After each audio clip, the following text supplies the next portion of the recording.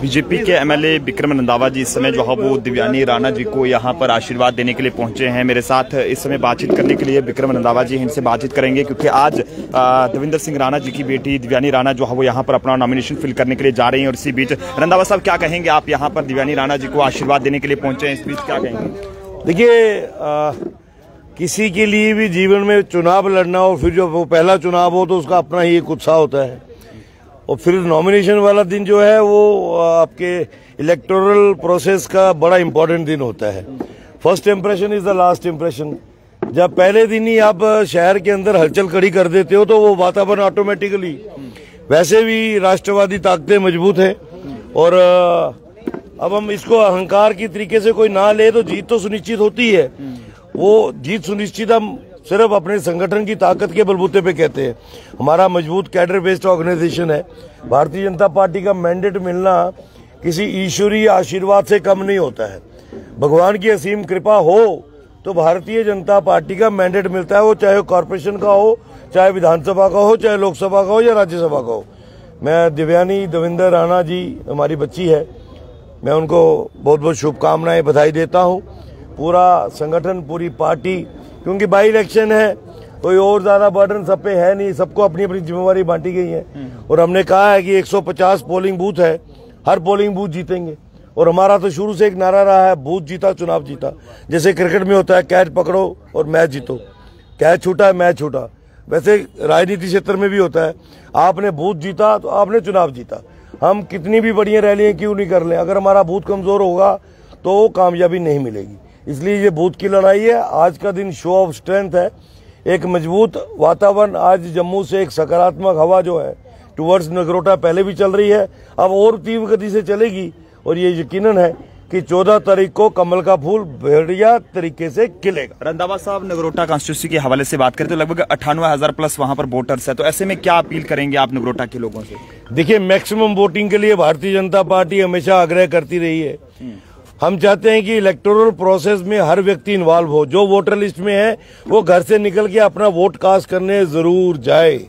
और मुझे इतना यकीन है, जो घर से निकल के ईमानदारी से जाता है, भगवान का नाम, भगवान वाहिगुरु अल्लाह का नाम लेके जाता है, वो कमल के फूल का बटन दबा के आता है।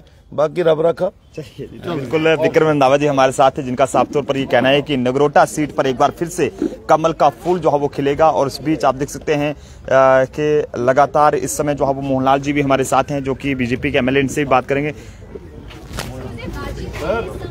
मोहनलाल भगत जी भी यहाँ पर पहुंचे, इनसे भी बातचीत करने पड़ेंगे। हर कोई यहाँ पर दिव्यानी राणा जी को आशीर्वाद देने के लिए पहुंच रहा है। मोहनलाल सर क्या कहेंगे, आप भी यहाँ पर दिव्यानी राणा जी को आशीर्वाद देने के लिए पहुंचे हैं, क्या कहेंगे?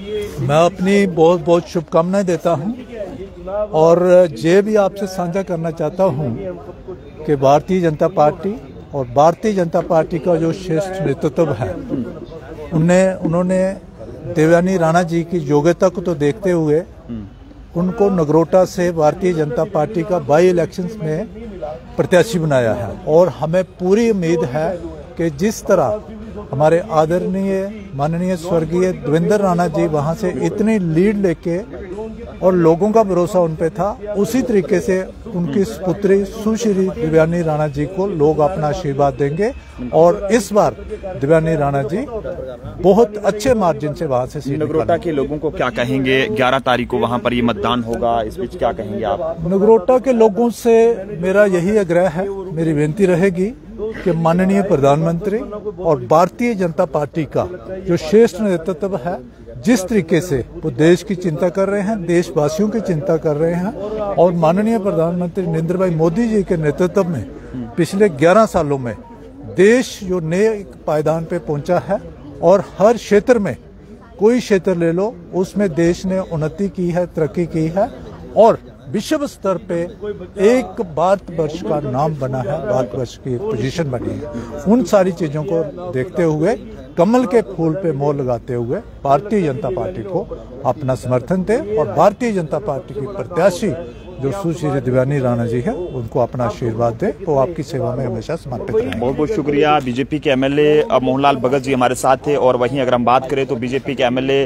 विक्रम रंधावा जी भी यहाँ पर पहुंचे हैं। हर कोई यहाँ पर दिव्यानी राणा जी को यहाँ पर अपना आशीर्वाद देने के लिए यहाँ पर पहुंचा। और आपको बताते चलें कि दिव्यानी राणा उस परिवार से ताल्लुक रखती हैं स्वर्गीय देवेंद्र सिंह राणा जी की अगर हम बात करें तो उन्होंने जो है वो जम्मू कश्मीर के लिए जो काम किया वो काफ़ी ज़्यादा काबिल तारीफ है। आज हर कोई उनके काम को याद करता है। और अगर हम बात करें तो भारी बहुमत से जम्मू कश्मीर के अंदर पहले वो ऐसे एमएलए थे जो कि इतनी ज़्यादा बहुमत के साथ वहाँ से जीतकर जो है वो आगे आए थे। लेकिन दुखद रहा कि बाद में किसी बीमारी की वजह से वो आज इस दुनिया में नहीं है। लेकिन जब बाई इलेक्शंस अनाउंस हुई हैं नगरोटा और बडगाम सीट पर, तो इसमें नगरोटा सीट के हवाले से बात करें तो दिव्यानी राणा जी जो कि देवेंद्र सिंह राणा जी की बेटी हैं, वो वहाँ से जो है वो एमएलए के कैंडिडेट हैं। और आप सब लोग भी जरूर जो है वो अपने अपने सुझाव दीजिएगा। मेरे साथ इस समय जो है बीजेपी के एमएलए अरविंद गुप्ता जी भी यहाँ पर पहुंचे हैं। अरविंद जी, क्या कहेंगे? आप भी यहाँ पर आशीर्वाद देने के लिए पहुंचे हैं दिव्यानी राणा जी को, इस मौके पर क्या कहेंगे?